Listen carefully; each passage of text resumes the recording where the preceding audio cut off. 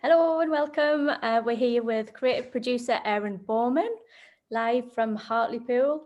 Hi, Aaron. Hello. Do you want to introduce yourself and tell us a bit about what you do? Yes, I am Aaron Bowman and I am a freelance creative producer. My day job is working in events, and then I'm a creative producer on a night and whenever I can find the time. Fantastic. So how did you get to this position you are now? What's your journey? So I did a little bit of drama when I was at school because, and then I did English literature at university and then just bimbled about for a bit, worked in a cafe. And then I moved into, it was called a business improvement district, which was in Durham. And then we worked on events there. And then after that, I got a job at ARC in Stockton as community events coordinator, business and community events coordinator, and then did a little bit of work on the side for Durham County Council events team, and then came to Hartlepool Borough Council as a cultural officer. So I look after all of the events for cultural services. And then at some point, I decided to start freelancing. Fantastic. Do you want to tell us a bit about that? Yes, so at the back end of last year, I decided that I wanted to start making work that I was passionate about. So I specialize in outdoor work. So I'm a freelance artistic and quality assessor for Arts Council England, which involves going around and reviewing different festivals and events, and some theatre, spoken word stuff. And then what was the question? Can we start again? Is that allowed? No, it's live. So you're talking about your passion, your freelance work, your new, what's it called? What's your new business called? So it's called Tiny Little House, which is just the sort of, I felt like rather than being Aaron Bowman freelance, it needed a name and it needed to link with something that I was passionate about. And I just thought Tiny Little House had the perfect vibe for it. So the work that I do kind of has that element of heart, and the sort of, it can be subtle and it exists in the outdoors, but there is a way into something else. So like if you think of a house, if you're looking at a house, you're not necessarily inside it. That's why I like the idea of Tiny Little House, because I want to create work that exists outdoors, but that leads you into something sort of metaphorically. Oh, beautiful. So how did you, like, what background have you got? Did you have any formal trade? And you said you did English literature? Yeah. Is that like, so then you came into the arts through that avenue. So what are your major influences and inspirations? Oh, I want to make work that would make 15, 16-year-old me, that would dazzle me and excite me and would make me feel maybe less alone, or make me sort of discover my place in the world a bit better.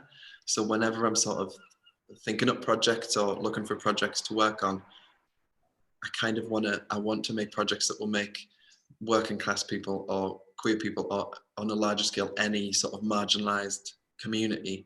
I want to make work that shows them that, oh wait, culture and art aren't just for these people in concert halls and opera houses, and that you don't necessarily have to have money in order to feel that sort of, that to make you feel like you're a part of something bigger, and to make you think on a wider scale and at a higher level, just because you don't have either financial access or just historic access to the sort of the Shakespeare and stuff. I remember studying Shakespeare at school, and we had a fantastic teacher called June Ramsey, who is an absolute legend.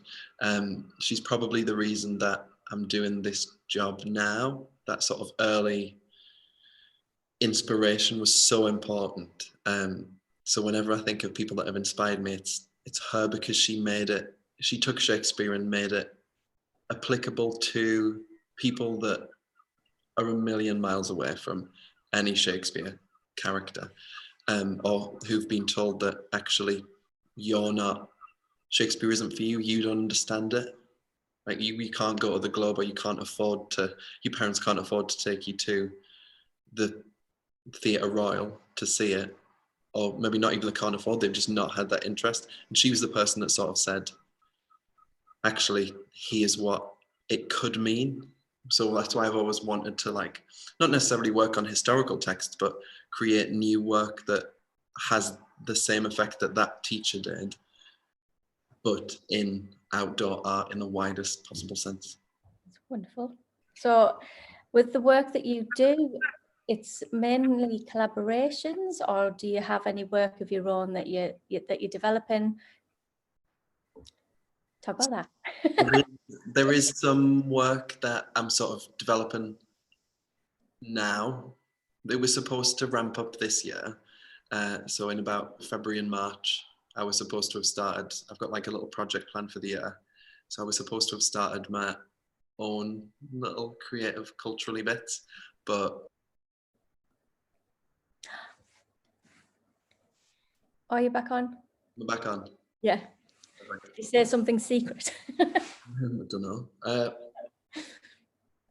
Yeah, so I was supposed to start my own stuff this year, sort of focusing on developing, like bringing teams together, but with me at the sort of creative lead, which is how I've worked as a producer, but to take on more of that creative curatorial role, which I've had opportunities to do in my day job, but I've never been in full artistic control of a project.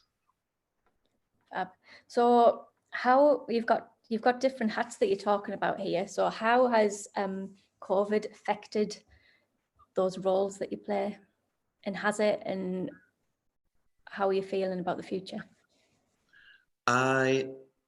You know what, it's increased my appetite to work more, which is really weird, but just that sort of being locked in the house, having nothing to do other than to think up ideas for things. And I think the self-reflection thing has been really important as well. And I think whereas some hats might have been left on the floor for a little bit, I think it's only a matter of time before I can pick those up again. And I'll probably be in a better position now than I was before COVID, just because I've got that.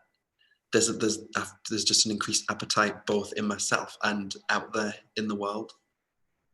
Yeah, fantastic. And so it comes on to the question, when you're from the creative industries, you understand why it's important and what role the arts play in society and what benefits it has. Why is that important to you, and why do you think everybody should know about the importance of the arts? I think with the benefits of the arts and culture are so almost nebulous, and they are so wide reaching and can affect every single aspect of life, that to explain what it means for everyone would take a lot longer than we have today. But for me, I think the thing I see is that it can help.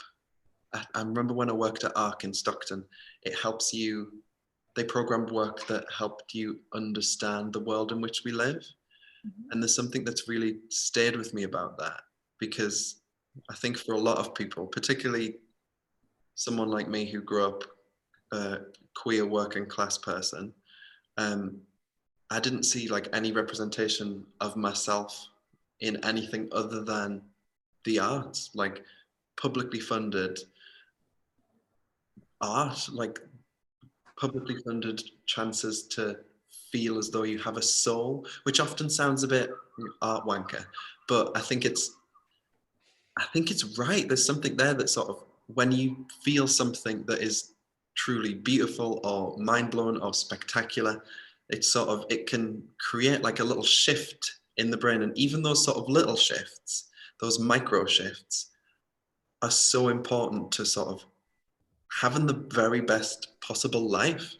Like, I think one thing that COVID has taught me is that I used to think I was a bit of an introvert, but I think I'm an introvert that likes to be in crowds and likes to that sort of the element of both feeling part of something like in an audience, feeling part of something bigger, but also connecting with the world in that way through art, culture, even through, I think, even through television. I think some television is an accurate form of art. I think there are myriad ways in which, myriad opportunities for us to express and create art.